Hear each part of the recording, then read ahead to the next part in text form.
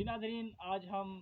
सैदपुर गांव इस्लामाबाद में मौजूद हैं। हम यहाँ आए तो तरह तरह की हमें रिवायती और पुरानी चीज़ें देखने को मिली, जिनको देखकर हमारी एक यादगार ताज़ा हुई और हमारे जहन को तस्कीन नसीब हुई। एक जगह हम गए तो वहाँ पर हमें कुछ रिवायती बर्तन देखने को मिले और वहाँ पर रिवायती खाने को भी देखने को हमें मिले, जो कि मुख्तलिफ़ तरह के कल्चर से वहाँ पर महफूज करके रखे गए थे। दूसरी जगह हम गए तो मुख्तलिफ़ ममालिक के झंडे लगे हुए थे और मुख्तलिफ़ ममालिक के लोगों के साथ हम आहंगी का इजहार करने के लिए वहाँ पर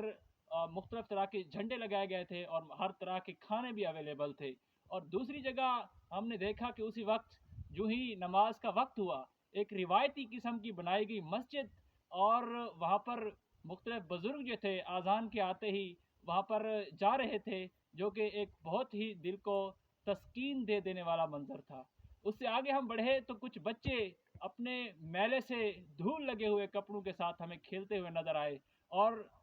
कुछ और बच्चे जो थे वो पतंगे उड़ा रहे थे और उनको देखकर हम भी एक ऐसी फ़िज़ा में आ गए जहाँ पर हमें अपना बचपन सा याद आ गया। इस वक्त हम मारगला की इन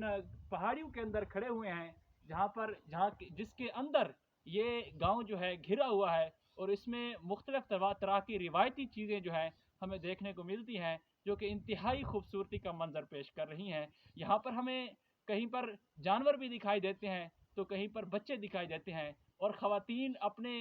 इंतहाई रिवायती अंदाज में पुरसकून अंदाज में काम करते हुए दिखाई दी हैं, जो कि इन नहायत ही